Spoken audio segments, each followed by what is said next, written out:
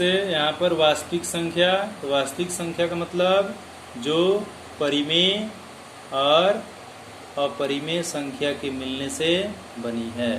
परिमेय संख्या और अपरिमेय संख्या, परिमेय संख्या और अपरिमेय संख्या के मिलने से जो संख्याएं बनती है वह होती है वास्तविक संख्या।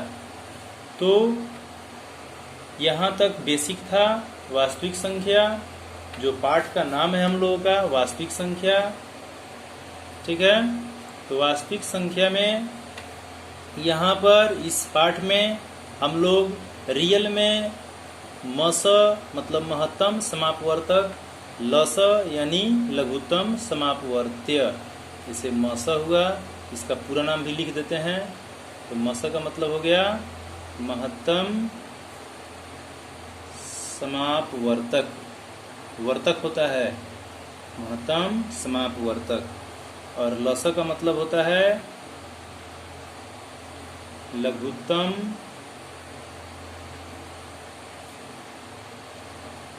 समापवर्त्य। कितने बच्चे हैं जो दोनों में वर्तक लगाते हैं? मस है महत्तम समापवर्तक और लस है लघुत्तम समापवर्तक कहते हैं, लेकिन लघुत्तम समापवर्त्य होगा। यहाँ वर्त्य है और यहाँ वर्तक है। वर्तक मतलब जिसमें भाजक हो, अवर्त का मतलब जिसमें गुना की गुणज की क्रिया हो, जिसमें गुना की क्रिया हो। तो वर्त्य मतलब गुणज, वर्त्य मतलब गुणज, और वर्तक मतलब भाजक। वर्तक मतलब भाजक और वर्त्य का मतलब गुणज। ये सब छोटी क्लास में पढ़े हैं। तो आइए, जो इसमें एक और इम्पोर्टेंट बात है वह है यूक्लिड विभाजन, यूक्लिड विभाजन, यूक्लिड विभाजन एल्गोरिथम, एल्गोरिथम, या इसको यूक्लिड विभाजन प्रमेयिका भी कहते हैं। ठीक है, तो बच्चों यूक्लिड विभाजन प्रमेयिका जो है यह क्या है? तो यूक्लिड विभाजन जो प्रमेयिका है यह दो धनात्मक पूर्णांक, अभी पूर्णांक में हम धनात्मक और ऋणात्मक पूर्णांक की बात बताए हैं, तो दो धनात्मक पूर्णांक लेते हैं। ठीक है, जिसको हम a और दूसरा को b मान लेते हैं। तो इसके लिए ऐसी अद्वितीय मतलब केवल एक, जैसे सूरज है, चांद है, पृथ्वी है, तो a और b के लिए ऐसी अद्वितीय पूर्ण संख्याएं, ऐसी अद्वितीय पूर्ण संख्याएं q एवं r विद्यमान है कि a बराबर bq प्लस r, जहां r जो है वह 0 से बड़ा या बराबर है परंतु b से छोटा है। तो यह यूक्लिड विभाजन प्रमेयिका कहता है कि दो धनात्मक पूर्णांक a एवं b के लिए ऐसी अद्वितीय पूर्ण संख्याएं q एवं r विद्यमान है कि a बराबर bq प्लस r, और यह r जो है वह हमेशा 0 से बड़ा या बराबर होगा परंतु b से छोटा होगा। अब चलिए, यहाँ पर तो आपको केवल भाषा दिया गया, अब इसको हम अच्छा से समझाते हैं। यहाँ जो यह लिखा गया है a बराबर bq plus r such that r जो है वह 0 से बड़ा या बराबर है परंतु b से छोटा है।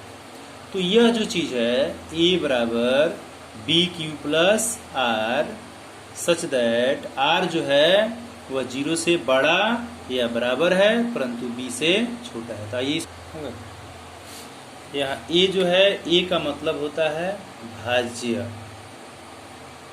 बहुत छोटी बात है, पहले से पढ़े हैं। भाज्य, ए बराबर भाज्य। ए का मतलब क्या होता है? भाज्य होता है। और बी का मतलब होता है भाजक। बी का मतलब क्या होता है जी? भाजक। और क्यू का मतलब होता है भागफल। क्यू का मतलब भागफल होता है। जो यूक्लिड विभाजन प्रमेय का दिया गया है, इसमें मैं बता रहा हूँ कि ए का मतलब भाज्य होता है, बी का मतलब भाजक होता है, क्यू का मतलब भागफल होता है, और आर जो है, इस आर का मतलब क्या होता है? शेषफल होता है। ठीक है। तो एक साधारण हम भाग आप लोग जो पहले से बनाए हैं उसके बारे में हम बात करेंगे। जैसे मान लीजिए यहाँ पर 10 हो गया, तो 10 में आप 5 से भाग देते हैं, तो 5 दूना 10, और यहाँ पर घटाते हैं तो ये 10 में से 10 घट गया, 0 आ गया। तो आप इसको बोलते हैं भाज्य। जिसमें भाग दिया जाए, जिसमें जैसे 10 में भाग दिया जा रहा है, तो हम 10 को बोलेंगे भाज्य। मतलब जिसमें भाग दिया जाए उसे भाज्य बोला जाता है। और जिससे भाग दिया जाए, जैसे किससे भाग दे रहे हैं? 5 से, तो इस 5 को बोलेंगे भाजक। ठीक। और यहाँ भाग की क्रिया में जो फल प्राप्त हुआ, जैसे यह 10 जो है 5 के पढ़ा गया है, तो 5 दूनी 10, तो यह जो 2 आया है यह हमारा क्या कहलाएगा? भागफल। ये भागफल हुआ। और नीचे घटाने पर जो फल प्राप्त हुआ, तो घटाने पर 10 में 10 घट गया तो 0 आ गया है, तो यह 0 हमारा क्या हो गया? शेषफल हो गया। ठीक है। अब आइए, अब इसको यहाँ से पकड़िए। यहाँ मैं भाज्य को ए बोला, तो आपका इसमें अब ए कौन है? 10। मतलब ए कौन है जी? 10 है। ठीक है। अच्छा, इसके बाद में है भाजक को हम यहाँ क्या बताए हैं? बी को भाजक बोलेंगे, बी को भाजक। तो भाजक आपका कितना है? 5 है, तो बी का मान कितना हुआ? 5 हो गया। ठीक है। क्यू का मान कितना है? क्यू को क्या बोलेंगे? भागफल बोलेंगे। तो भागफल यहाँ कितना है? 2 है, तो यहाँ पर लिखेंगे क्यू बराबर 2। और आर को क्या बोलते हैं? शेषफल। शेषफल कितना है? 0 है, तो यहाँ पर आर बराबर 0 लिख देंगे। मतलब इसी चीज को यूक्लिड ने अपने एक प्रमेयिका दिया है, और उस पर इसको हम लोग क्या करते हैं? सजाते हैं। तो चलिए इसमें हम जानेंगे अब HCF के बारे में, मतलब मौसा के बारे में। ठीक है, मौसा के बारे में। तो यूक्लिड विभाजन प्रमेयिका जो है वह मौसा निकालने के लिए ही यह प्रमेयिका दिया गया है। ठीक है। जैसे हम 10 ले लेते हैं और 7 ले लेते हैं, 2 संख्या ले लिए। ठीक है। 10 और 7 का मौसा निकालना है भाग विधि द्वारा। आगे मैं बताऊंगा कि HCF कितनी विधियां से निकाला जाता है और कैसे निकाला जाता है। तो सबसे पहले हम यहाँ पर विधि की बात नहीं करते हैं, हम पहले से भाग क्रिया द्वारा मौसा निकाला गया है। मौसा का मतलब महत्तम समापवर्तक, ऊपर हम बताए हैं यहाँ पर कि मौसा का मतलब हुआ महत्तम समापवर्तक, और लसा का मतलब हुआ लघुत्तम समापवर्त्य। तो 10 और 7 की बात है, तो इसमें बड़ा कौन है? तो बड़ा 10 है, और छोटा कौन है? तो छोटा 7 है। ठीक है। तो बड़ी संख्या जो होगी वह हमेशा भाज्य होगा। भाज्य मतलब जिसमें भाग दिया जाए। तो 10 में हम भाग दे रहे हैं कितना से जी? तो 7 से। चलिए भाग देते हैं, तो 7 एकम 7 कितना आ गया? घटाने पर 3 आ गया। फिर हम 3 से अब भाग देंगे किसमें? 7 में। मतलब जो शेषफल आया उसको फिर मैं भाजक बना लिया। शेषफल को क्या बना लिया? भाजक। और जो भाजक था वो बन गया भाज्य।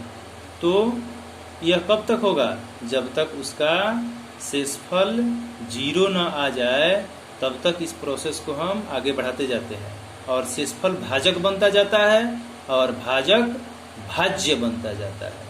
तो फिर यहाँ पर अब 3 से भाग देना है किसमें? 7 में। तो 3 दूना 6, यानी फिर अभी भी शेषफल शून्य नहीं आया, 7 में से 6 घट गया, 1 आ गया। अब फिर यहाँ पर यह शेषफल हुआ, लेकिन अब यह फिर भाजक बनेगा, क्योंकि शेषफल शून्य नहीं आया है तो यह फिर भाजक बन गया। अब यहाँ से फिर हम उठा कर लाएंगे 3 को भाज्य बनाएंगे, तो 1 तिया 3, मतलब यह बिल्कुल कट गया। अब शेषफल यहाँ पर 0 आ गया।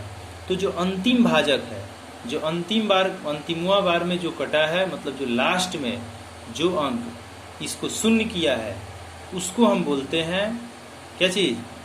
मस। तो इसका महत्तम समापवर्तक आया 1।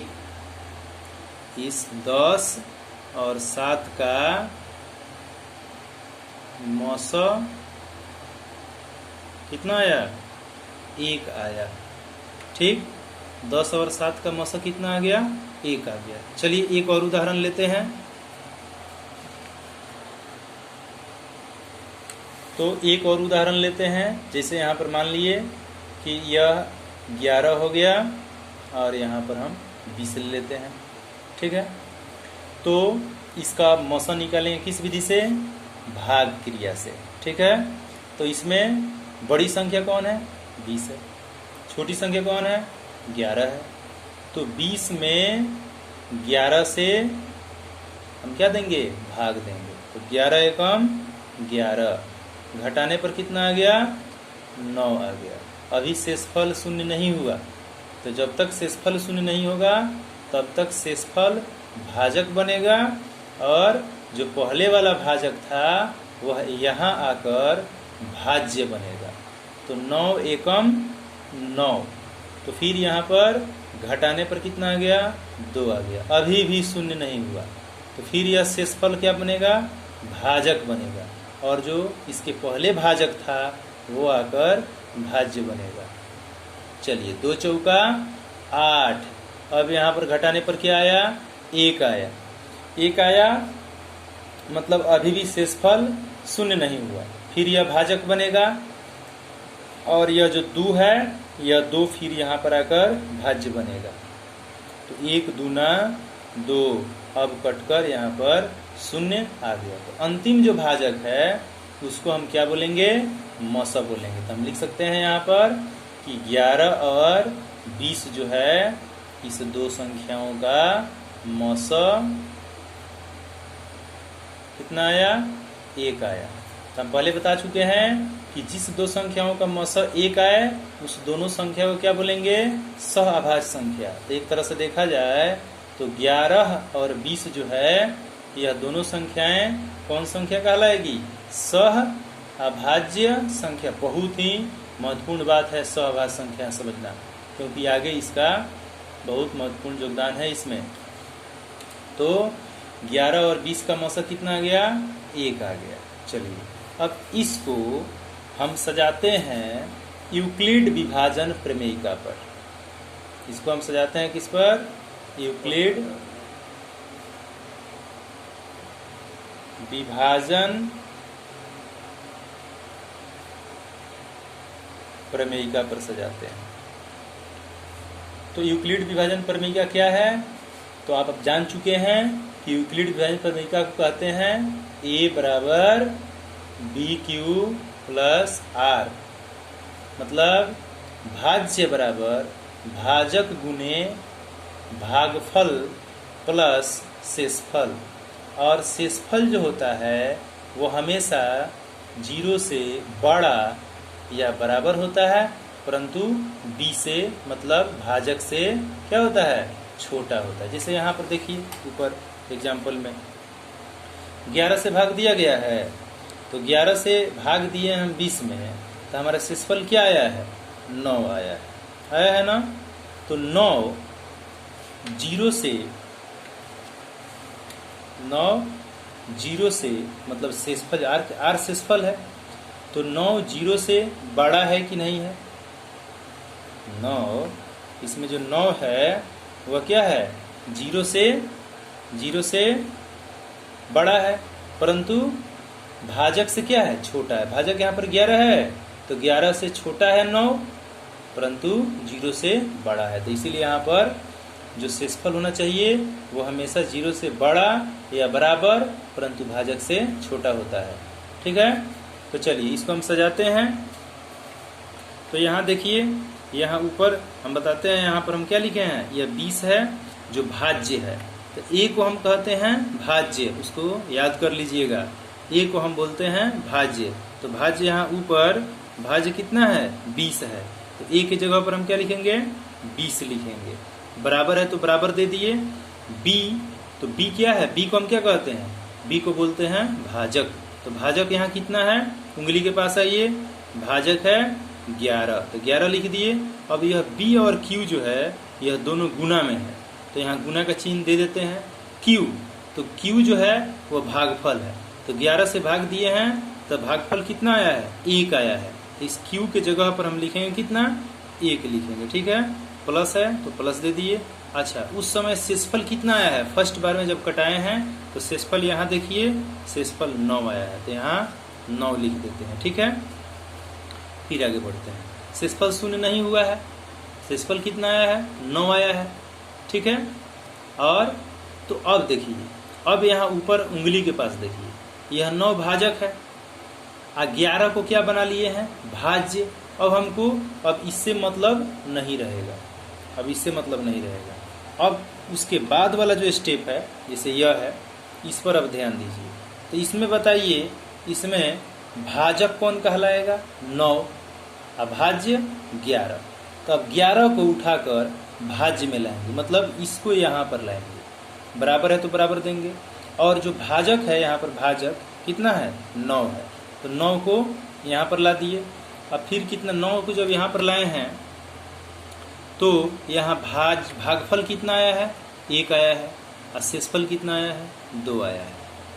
फिर उसको अरेंज करते जाना है, जो भाग की क्रिया से आप मौसा निकाले हैं उसको इस पर अरेंज करते जाना। फिर अब जब तक शेषफल 0 नहीं होगा तब तक यह प्रोसेस बढ़ते आएगा। फिर 9 को लाइए 11 की जगह, और 9 के जगह किसको लिखिए, 2 को। फिर 2 का पहाड़ा पढ़िए, तो 2 चौका 8, तो यहाँ 8 हुआ, 2 चौका 8। तो 8 यहाँ पर जैसे ही आया तो 9 में से 8 घट गया, तो कितना आ गया, 1, तो 1 यहाँ लिख दीजिए। ठीक है, फिर आप क्या कीजिए, इस अभी भी शेषफल, ये शेषफल है ना है जी, ये r जो है यहाँ 9, 2, 1 जो आते गया है, इस शेषफल आते गया है, अभी भी शेषफल 0 नहीं हुआ। तो फिर 2 को उठा कर लाएंगे इधर, यहाँ इम्प्लाइज दैट दे देंगे, 2 को फिर यहाँ लाए और शेषफल को भाजक की जगह लाएंगे। अब 1 का पहाड़ा पढ़ेंगे कि क मर्तबे 2 कट जाता है, तो 1 दूनी 2। अब यहाँ कट गया, 2 कट गया, तो क्या आया, नीचे शेषफल क्या होगा, 0 होगा, तो यहाँ पर प्लस 0 लिख देंगे। तो यहाँ पर जो यह आता है, यही हमारा धन है, किसका, HCF का, तो यहाँ पर लिख देंगे। इसलिए HCF जो आया, HCF को हम मौसा भी कहते हैं। तो जो HCF हमारा आया किसका, 11 का और 20 का, तो 11 और 20 का HCF कितना हो गया, 1 हो गया। तो इसको हम कहते हैं यूक्लिड विभाजन प्रमेयिका के आधार पर HCF यानी मौसा ज्ञात करना। ठीक है, तो यह एग्जाम में 2 नंबर में 2 मार्क्स में आता है, यूक्लिड विभाजन प्रमेयिका। तो फिर से हम दोहरा लेते हैं, यूक्लिड विभाजन प्रमेयिका मतलब a बराबर BQ प्लस R। तो यहाँ R जो है वो हमेशा 0 से बड़ा या बराबर होता है, परंतु B से मतलब भाजक से छोटा होता है। तो A की जगह पर क्या लिखे हैं, 20 लिखे हैं, ऊपर वाले से आपको समझ लेना है। जिसे यहाँ पर ऊपर में मैं बताया हूँ कि यहाँ 11 है, तो 11 से भाग दिए हैं किस में, 20 में, और इस तरह से यह क्रिया करते गए हैं और हमारा मौसा कितना निकला है, 1 निकला है। आइए अब डायरेक्ट यूक्लिड विभाजन प्रमेयिका पर एक क्वेश्चन और हम लोग बनाते हैं और संतुष्ट हो जाएंगे कि यूक्लिड विभाजन प्रमेयिका पर हम HCF कैसे निकालेंगे।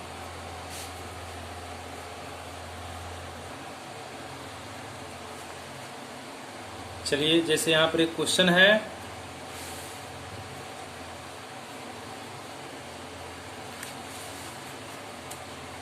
कि 13 एवं 30 का HCF अर्थात मौसा अब देखिए यहाँ पर HCF को हम क्या कहते हैं, मशक कहते हैं। बार बार यह बताना नहीं पड़ेगा, HCF कहिए चाहे मशक कहिए एक ही बात हुआ।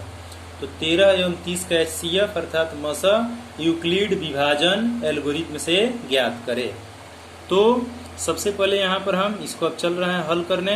तो सबसे पहले देखिए यहाँ पर क्या क्या है, तो 13 है एवं 30 है। तो इसमें बड़ा कौन है, तो बड़ा 30 है। तो 30 को हम क्या कहेंगे, A बोलेंगे। तो लिखेंगे यहाँ पर माना A बराबर 30 और B किसको मान लेंगे, भाजक है ना, B को हम भाजक बोलते हैं। तो B को 13 मान लेंगे। ठीक है। तो हमेशा जो है भाज्य बड़ा होता है भाजक से, मतलब A बड़ा होना चाहिए B से। ठीक है। तो यहाँ जो 30 है वो बड़ा ही है किससे, 13 से, है ना। अब यूक्लिड विभाजन एल्गोरिथम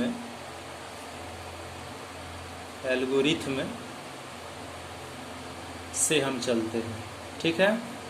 तो यूक्लिड विभाजन एल्गोरिथम क्या होता है बच्चों, आप बोलिए, मैं भी बोलता हूँ। A बराबर BQ प्लस R होता है और R जो है वह 0 से बड़ा या बराबर होता है, परंतु B से मतलब भाजक से छोटा होता है शेषफल।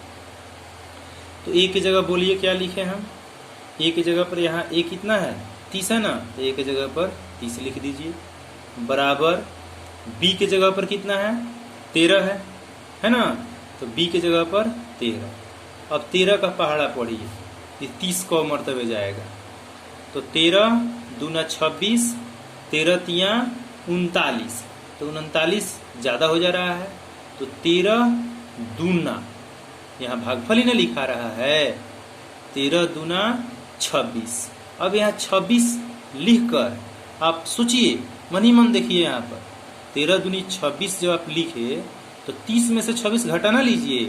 तो 13 दूनी 26 जब हुआ तो 30 में से 26 घट गया तो कितना होगा बताइए, 13 दूनी 26, यहाँ 26 लाकर सोचिए, 13 दूना 26, तो क्या बच गया, कितना बच गया, 4 बचा। तो यहाँ पर हम शेषफल में जो यहाँ बचेगा घटाने पर उसी को हम शेषफल कहेंगे। तो क्या शेषफल शून्य आया, नहीं आया शून्य, तो क्या करेंगे, अब इस 13 को भाज्य बनाएंगे और इस शेषफल को भाजक बनाएंगे और फिर 4 का पहाड़ा पढ़ेंगे कि 13 को मर्तबे कट रहा है। तो 4 तिया 12, 12 आया, तो घटाइए, 13 में से 12 घट गया, कितना आया, 1 आया। अभी भी शेषफल शून्य नहीं हुआ। फिर हम क्या करेंगे, अब फिर हम भाजक को मतलब 4 को यहाँ लाएंगे, भाज्य बनाएंगे और शेषफल 1 को भाजक बनाएंगे। अब 1 का पहाड़ा पढ़ेंगे तो 4 तो कटिए जाएगा, 1 4 4 कट गया, मतलब शेषफल कितना आ गया, शून्य आ गया। तो यहाँ पर लास्ट में क्या निकला है, 1, तो 1 हमारा यह क्या हो गया, HCF हो गया। तो हम लिख देंगे कि HCF 13 और 20 का 30, 13 और 30 का HCF हमारा कितना आया, 1 आया। तो यूक्लिड विभाजन एल्गोरिथम से हम HCF ऐसे ज्ञात करते हैं। ठीक है, फिर से एक बार ध्यान से समझ लीजिए। जैसे 13 और 30 में बड़ा कौन है, तो बड़ा 30 है, तो 30 को हम भाजक मानेंगे, भाजक को भाज्य मानेंगे, 30 को हम भाज्य मानेंगे और भाज्य को A से सूचित करते हैं, तो A 30 हो गया। और छोटा को हम भाजक मानेंगे, भाजक को हम B से सूचित करते हैं और B यहाँ पर 13 हो गया। और हमेशा भाज्य बड़ा होता है भाजक से, तो भाज्य के जगह पर 30 लिख दिए और भाजक के जगह पर 13 लिख दिए। अब यूक्लिड विभाजन प्रमेयिका से चले, यह हमारा सूत्र हुआ। अब A के जगह पर क्या लिखेंगे, ऊपर मानने के अनुसार, तो A की जगह पर 30 लिखेंगे, B की जगह पर 13 लिखेंगे, 13 का पहाड़ा पढ़ेंगे, 13 दूनी 26, 26 यहाँ लाकर घटा कर देखेंगे कितना आ रहा है, तो 4 आया, तो शेषफल 4 लिख दिए। शेषफल शून्य नहीं हुआ तो जो भाजक है वो भाज्य बनेगा, जो शेषफल है वह भाजक बनेगा। तो यहाँ 4 हुआ। अब 4 तिया 12, 12 यहाँ पर लाकर घटा कर देखे तो शेषफल 1 आया, 1 को यहाँ लिख दिए। अभी भी शून्य नहीं आया। अब फिर भाजक को हम भाज्य बनाएंगे और शेषफल को हम भाजक बनाएंगे। फिर यहाँ पर 1 का पहाड़ा 4 तक पढ़े, 4 आ गया। तो 4 आने का मतलब यह कटकर शून्य हो गया। अब शेषफल मेरा शून्य आ गया। तो जो यहाँ पर जो अंतिम भाजक है, ठीक है, यही हमारा क्या हुआ, HCF हुआ।